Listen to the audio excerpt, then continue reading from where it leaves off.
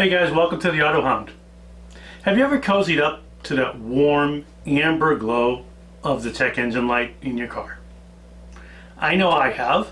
I'm pretty much sure everybody has. So you know that feeling like, knowing the warmth at any moment can be something as simple to fix as your gas cap or something as extreme as your catalytic converter being completely wiped out and you need a new one. Or if somebody stole that, but that's in another video. So please like, comment, and subscribe for more content like this. So you're not alone. Everybody's had the check engine light come on, and honestly, it's kind of nauseating. You see that thing, you get a little upset stomach. So from the website Quora.com, most cars today have a plethora of microchips, microprocessors, control processors, oxygen sensors, central processing units, master control units, and if something like that goes, it's not good. On an average car, you're looking between 35 to 45 types of sensors and processing units, 1 or 2 MCUs or CPUs. On an actual luxury car, you're looking between 50 and 100. So years past, you would go to your mechanic. They would go and they would check the car all out. They would say, oh, well, let's check the carburetor, let's check the compression, let's check the cylinders and see what the tolerances are on those for the compression. And then after they did their diagnostics, they would wind up telling you, hey, you know what? This is what most likely is wrong with your car. Now, that doesn't mean it was 100% wrong with your car, but they had a pretty good idea. And that was before computers. Well, today, all the mechanic has to do is plug in a little thing called an OBD2 port into their little scanner, and voila. Guess what? Your codes are going to appear. They're going to appear right on that screen. But wait, the Autohound, does my car have an OBD? Well, as a matter of fact, it does. I'm glad you asked that question. Effective January 1st, 1996, every car built along with light trucks built and sold in the United States must comply with the law and have, in fact, an OBD2 port near the steering wheel of the vehicle.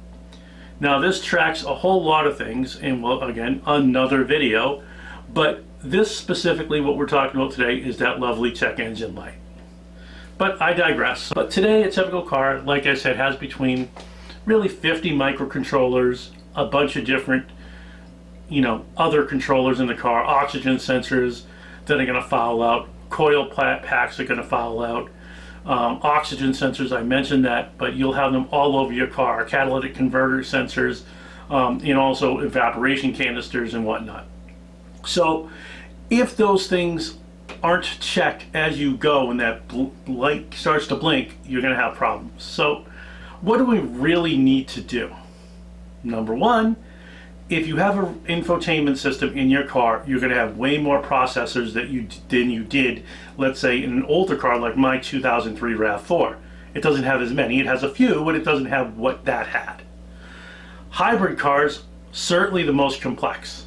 From having an engine and an electronic engine, or completely electronic cars, have many different microprocessors.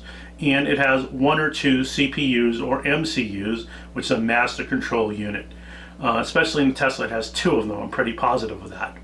What are the functions, you may ask, where your microprocessors are currently used? Well, it controls the engine, the exhaust, your heating and cooling, your fuel pump, your water pump, your transmission, power steering, brakes, traction control. Don't forget traction control because we all like that.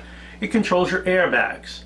It says collision warning systems. The newer cars have that. It's awesome collision warning.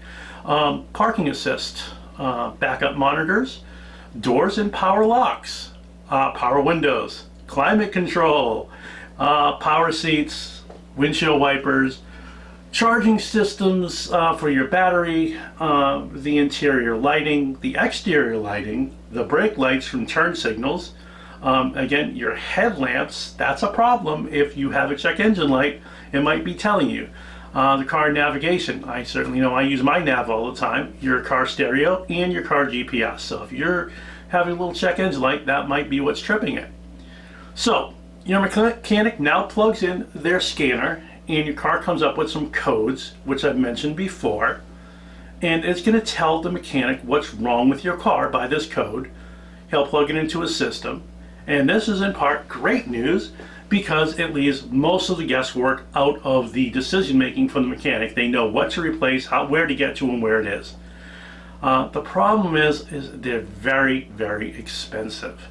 We're looking between $5,000 to $10,000 for the scanner that the mechanic uses, and about every 3 to 6 months they have to do an update, which the companies charge for. So now you're looking at them having to charge you for diagnosing your car. So if I spent $10,000 buying a scanner, I would be stupid as a car owner, but as a mechanic I see hundreds of cars a week, hopefully, and I need the best scanner on the market that works as fast as it can. And that's the type of scanner that they use, not what we use. You could buy one on Amazon for less than $100, which will give you most of your codes. But I've got some great news for you too. You could get all of your codes checked for free if you go to some of the major auto parts stores such as AutoZone, Pep Boys. Pep Boys will check it for free. And if they notice that something is wrong, they'll tell you what's wrong in the hopes that you're going to buy something from their facility. So it is a win-win for them. The problem when you take your car to, let's just say, one of these shops and they're an actual repair facility over the weekend, such that I did a few years ago, I heard a noise in my brakes.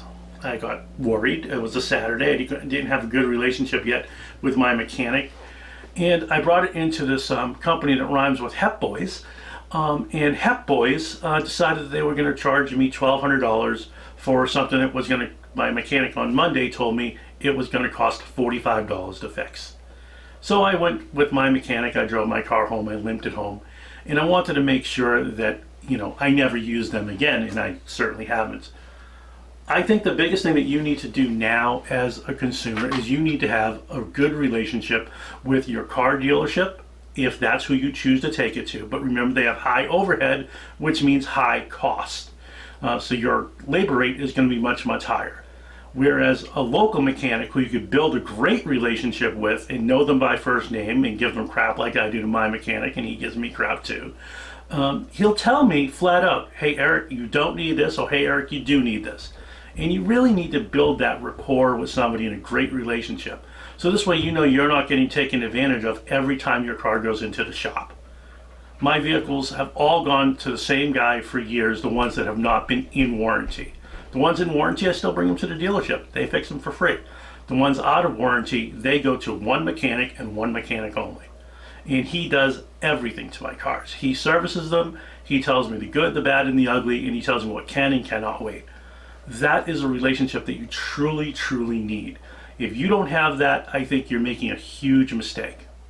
So how do you develop that without knowing anybody? Well, ask some of your friends. Who do they use as a mechanic? Or, hey, this guy's a crook. Hey, this guy's not a crook.